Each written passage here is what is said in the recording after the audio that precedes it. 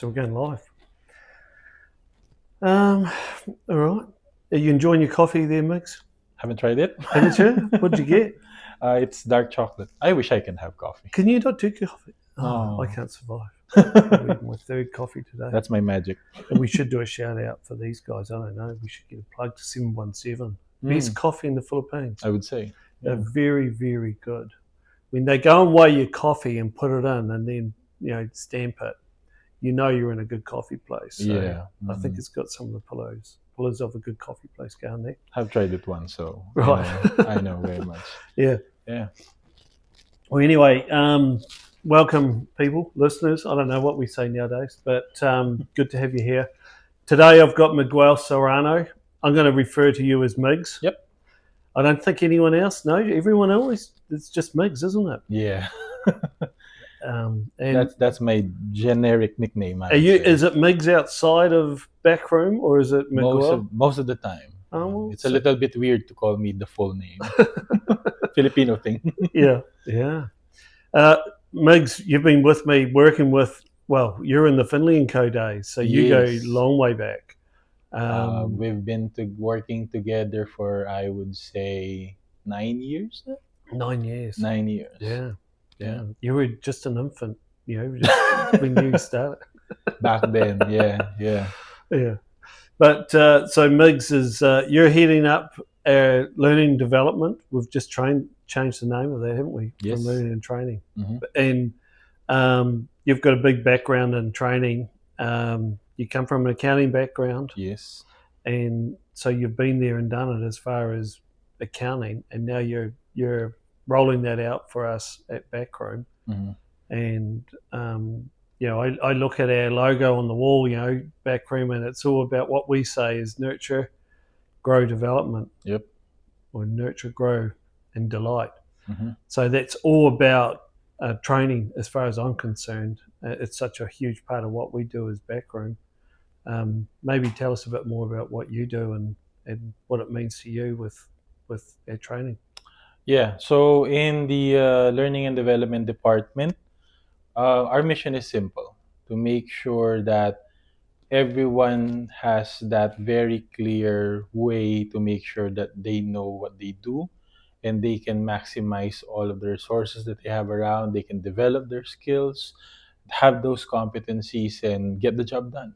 That's essentially what it's effectively. That's what we get paid for at the end of the day. Yes. Is making sure we have the right people on the job and doing and we can check to make sure that they're doing it right. Yes. And I know we always talk about Kaizen, and there's a great book called The Toyota Way which explains Kaizen. I know that. Yeah. You've read that? I haven't, but you introduced that to me a few years ago. Well, it's a big thing. We're always looking at continually evolving and learning, and that goes with training as far as something we're implementing, what we call our career progression, which sort of fits in nicely with that. So, and that's what would you call that? Is that the nurture bit as far as what we do at Backroom? We're nurturing, and I suppose it's growing the team members as well. Like the training, the education just doesn't stop when you come here. No. Especially when it comes to like a lot of our staff are accountants, So, and when in the world of accounting, everybody knows a lot of things change from time to time. The demand for you to do something on a higher level will change as you progress your career. So, it is very critical that when it comes to development, you don't just try to learn how to do stuff, but to upgrade what the things that you can do so you can provide better service and be able to have some flexibility on how you do things, make some decisions for clients, contribute a better value, especially that accountants nowadays, we are really shying away from being just like bean counters, as we say before. Yep. We are trying to be what they call the best advisors for business people to provide a higher level value. So for you to be able to achieve that, Kaizen is the best philosophy, one of the best philosophies that you could ever apply, because as things evolve around us accountants and other professionals as well, you need to be able to get into that same path and same acceleration.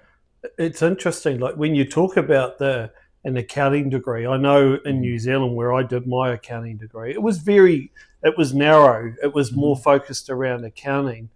But I know an accounting degree in the Philippines is a much wider prospect. Tedious, yeah.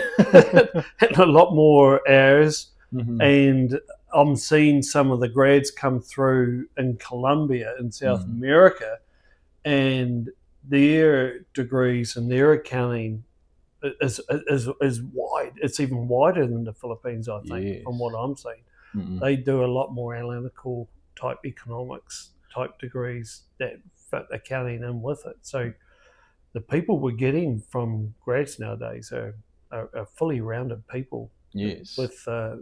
With more experience as well. But there's a big however there. Like the whole world right now is definitely in need of a lot of talents. Very flexible. Like I don't really mind where you come from as long as you can take the task, do the job for me. The challenge here is a lot of the things that sometimes clients would need you to do, you don't really haven't studied them to that level of detail in school, but you had the foundation. Yeah. So that's why learning and development, the programs that we provide, their goal is to make sure that whatever you have right now as a foundation will be able to utilize that to introduce to you a new set of skills, understanding knowledge, different tax laws, accounting practices, software. That's a big one. So that you'll be able, even though you didn't study that in school, since you already have the background, we can utilize that. And then we can get you at par to what the world needs out of an accountant. Because a lot of the accounting knowledge nowadays, with ChatGPT and AI, is at your fingertips. Yes. But it's knowing what to ask and when to ask is the key. So a lot of it is a utilization of that and making you think. And that's the element that I think you're trying to install in your grads and trainees is using the tools available and asking the right questions. Yeah, because honestly, some people would probably think that, we have AI, we have tools, we have software. Sometimes actually there are other softwares here that are already trying to do automation of accounting, right? So where do we place ourselves? Like, why do we still need to study accounting? Why do I need to study accounting or taxation in the US? The software can do that. Yeah. So the point here is not just knowing what these are.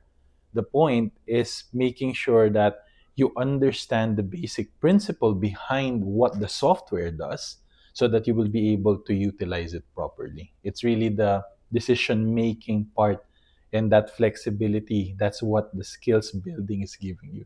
Yeah, exactly. Yeah. And that's all part of our career progression as well, isn't it? Is making sure that the people that work for us are fully rounded. Because a lot of it is what the clients need. But we find that a lot of our staff are telling clients, why don't you think about doing it this way? Or look at these tools to utilize. So it's sort of a two-way street, really, with the way things are progressing. And we are also encouraging our staff during the training process, aside from teaching them how to do stuff, we also teach them, how do you communicate ideas with your client? How do you exchange conversations with them? Because having a training for several days, a few weeks, several months, like what we do, it doesn't make you an expert of it. It just gives you a good what I actually call it, you get familiar by the ear with it. And then once you start dealing with your client, that's where the next level of learning begins. So that's where you see everything in actual and then associate what you learned in the classroom with what's happening in the actual. And then once you start talking to people, you gain more. That's the thing. The classroom, you learn a lot, but it's putting that into practice. Yes. And that's when you need, I find, that probably leads into what we call our Kickstart, our buddy system. Yes. Which is more a hands-on training where the team are working on a project or a job they run into a roadblock or an issue, and that's when the Kickstart program comes in and helps make sure that they can answer that question or solve that project. How does that work? Kickstart program. How does it work in essence? Well, the Kickstart program is actually playing with the idea that more than just having the theoretical understanding of stuff, you need to know how to do things the most efficient way. And for us to be able to do that, what we determined as a solution is you need essentially a coach. After every successful person, every person that you know who does well with their work, from sportsmen, to I have a coach. I was singers. just off the phone with off Zoom with Sean, who's our business coach. So that's the same thing. Exactly. So someone who has seen or who will be able to guide you through, not really teach you everything, but essentially to guide you through that process of learning things. Because sometimes if you're too much in the job, because that's what the Kickstart program is all about, you undergo your training while you do your work with your client. So when you're too focused on what you do, sometimes you don't see a lot of stuff around you that is critical. The resources that are around you that should have been available and you can maximize so you can do the job better. That's where the job coaches comes in. That's why I call my team not just training facilitators. They are coaches. They're mentors. Well, and because the coaches are working on multiple clients, they see multiple ways of doing things. So they've been exposed to a lot of different software, a lot of different workflows, practices, procedures. So that means that they can help that team member. And I would say they also are learning a lot every time that they do coaching. So that adds up to their skills bank, I would say. And once they face another one who needs coaching, that's like +1 of the potential things that they could pass on. That's right. I know one of the big things that we do that not a lot of BPOs tend to do, especially in the accounting area, is hire a lot of grads. And maybe talk to why we do that and what sets us up for success by hiring the grads. It's actually a very challenging choice for us to do. A lot of companies don't really want to touch that kind of strategy, but we dared to. Way back 2020, I think that's when we started doing it. Why did we dive into it? Because we, as far as I remember, when we were discussing about this a few years ago, when we started it, we just don't want that kind of technique wherein we're just looking for talents to put into the table or send to clients. We want to make sure that the talents that we provide are at par with the quality that we want. And we want to prove the point that anybody, we can teach that person. Okay? So there's that. We produce talents, essentially. We don't just find talents. Which is critical because training a staff, training a talent is not only about the first few months of it. It should be continuous. So if you can convert a fresh grad to someone who is knowledgeable to do the job, then you can do that continuously or throughout their career. And that's exactly what happened. So a lot of our grads that we hired, of course, there was a fear, with some people that, can this person do the job? Can they make it? Can they really learn everything for such a short period of time? But as I've mentioned before, the beauty of having fresh grads into a training program is that our observation is they are one of the fastest learners that you would ever meet. They are very excited and enthusiastic. They're like sponges. Well, I think it's the environment we bring them into. Wouldn't you agree? Like they come into, if people were to walk around our office here, I think what the average age is, 26, 27? Lower than that. So they come into a vibrant sort of workspace where they're in with their peers and people they know. And they're ready to learn. And everyone is actually very excited whenever they learn that a fresh grad's joining the team. For the record, I just had a cake in my desk this morning because the team who had their new fresh grad onboarded recently, they bought her a cake and celebrated a welcoming. Yeah. And aside from giving her the cake, that means that they are very much excited to welcome them. They're actually to teach them, mentor them. So the ones who we hired previously as grads, they already had their experience, and now they are paying it forward to the new members. Well, I think if we look back on, say, our employees of the year, the ones that have shown the biggest success or gone through, what would you call it, our career progression out through the have been all started with us at grads. Oh yes. And I know when we were at Finley and Co. Accounting, we hired, Kate. We'll pick on Kate, and I think she was, after 6 months, she was fully drafting financials. Yes, that's how fast it is. Yeah. And they were coming through at good quality. So I don't know how long that would take if we had them, in person, onshore. If you'd get that within 6 months, I think you'd be pretty lucky too. So, and what that's led to is, because we have these grads, is the universities are fully engaged with us now. Yes. Aren't they? Yes. I know in the Philippines and in Colombia, we're getting traction now, where we get a lot of the grads will come to us now. So we get the pick of the grads. We tend to now. Yeah. With the magna cum laude type students, honors students. Yeah.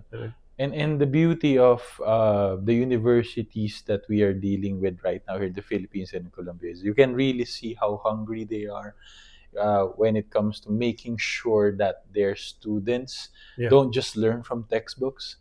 They're really excited on anyone who could provide their students the trainings and skill sets that are as close as possible to what they would expect in the workplace once they're out of the university. And we're actually employing OJTs or interns, and we are then bringing them in later on as grads. That happens a lot of times, and that's proven successful as well, because we get them at an earlier time. Yes, and we can see their work habits and skill sets. And if I may add, since you mentioned OJT, because one critical thing when it comes to making sure that the learning and development programs are successful is making sure that they are in a right environment. The culture is that we want them to adopt is there. So we start them as OJTs.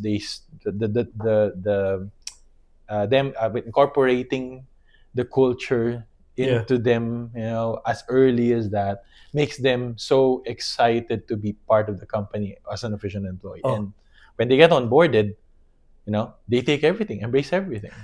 And I think as far as retention rate with our grads, now we're well over 600 plus employees now.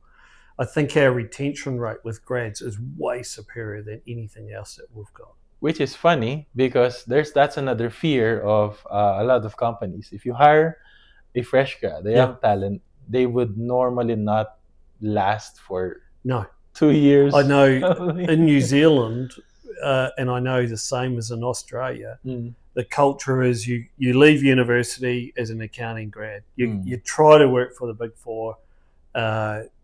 If you can't, you go to a mid-level type accounting firm or a 2-year accounting firm. You do your 2-year stint, get your qualification, and then you would typically go to the UK. Is that so? I think that's still happening, or else you do your OE. We call it our overseas experience. And so you really get a grad, you get them for 2 years, and then you hope they come back to you when they finish from overseas.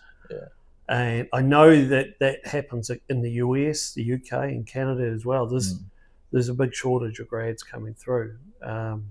And so after you get the big firms get them, you get with the next level down. So there's just not the same quality as what there used to be. I think offshoring is the way to go for grads. Yeah, retention is also very critical when it comes to learning and development and competency development, because you need that continuity. You make them an expert on level 1 and then next level 2, level 3. So if you keep on changing employees time to time, that expertise will not be developed.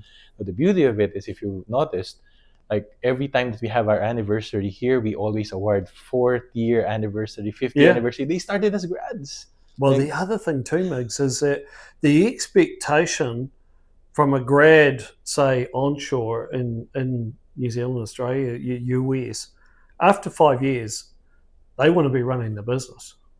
I see. They want to be having their own portfolio of clients. Right.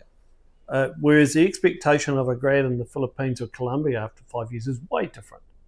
For them to be a senior accountant reviewing files or having a team with them or her under them in the back room is probably where they want to be. They don't have partnership ambitions or anything like that. Maybe it's to go and visit their clients, and it's completely different to what it is with hiring grads onshore. I think it's just worth mentioning and recognizing our first ever grad hire, Hannah, is still with us, and she's gonna celebrate her 8th-year anniversary this year. So and a lot more of that kind of stories that we ever had. Oh yeah, and you see what Hannah's done. So yeah, it's amazing. Some of the stories with grads. But actually, that leads on to some of the training as well. Like I know you've had a big team that have focused on creating content, and we've got content that covers what is it? The countries that we cover now with tax and accounting. Like there's a lot. There is a lot. Yeah. So of course we have different countries, both sides of the world. So we have New Zealand with trainings for New Zealand-based clients, Australian-based clients, US. Yeah. That goes both to accounting, taxation, bookkeeping, payroll. So those are coverage. UK, of course, we all have that. And also the non-technical skills. Of course, we have the trainings for communication, leadership, productivity, because you need to do it on a that whole person type thing. Yeah. That's getting that fully rounded type person. Exactly. So that's important to get the full spectrum that's done. I suppose in a perfect world, things are just working, working great. And I always talk about a rocket ship. People may have heard me talk about this, but I love rocket ships. Buzz Lightyear. Yes, of course. But I always have that analogy that when you send a rocket to the moon, you have your Houston base and you have your rocket going, and then Houston's looking at all these green lights, just making sure that the rocket ship's on track. They're going to get to the moon and get back okay. The key to any business, and I always say that we're the rocket ship, the client is a rocket ship, and that we're Houston in the background, is when things go wrong, you get a red light comes up. And so when you get a red light, you need to have an action on that red light to make sure you can remedy that problem. You don't want to have a red light when you're going to the moon. You don't just punch the red light. You can't fix it like that.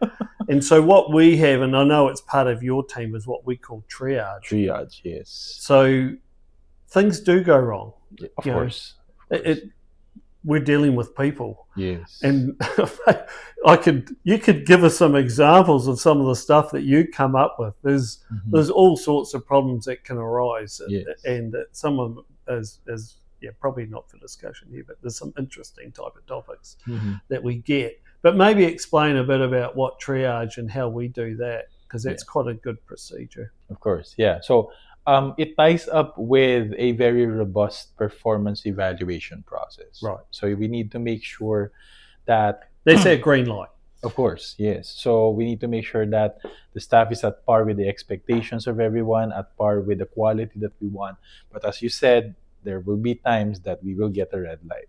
So what do? We don't just kick people out of the organization. No. We need to make sure that whatever we need to develop for that person, we will be able to provide it. Because you cannot expect anything from somebody if you haven't been able to help them reach to that A lot of it's communication, isn't it? Actually. Communication solves a lot of problems. Yeah, but I always joke, like, sometimes you don't even need to talk to us, you just need to talk to each other and everything will be resolved. But if it goes beyond that kind of problem, then we have the triage, wherein it's essentially a performance rehabilitation program. Rehabilitation might be a little bit heavy in the ears, but what we do there is, if we receive any indicator that there is something that needs to be developed further when it comes to their skills, productivity, performance, communication, the way they deal with the clients, the way they handle the work. What we do there is, of course, we need to do an assessment of what needs to be done. That assessment will dictate what will be our strategy to resolve the problem. That program that we're going to be doing crafting to deal with that problem is something that we will also be discussing with all parties concerned. The client would have a knowledge and contribution to it.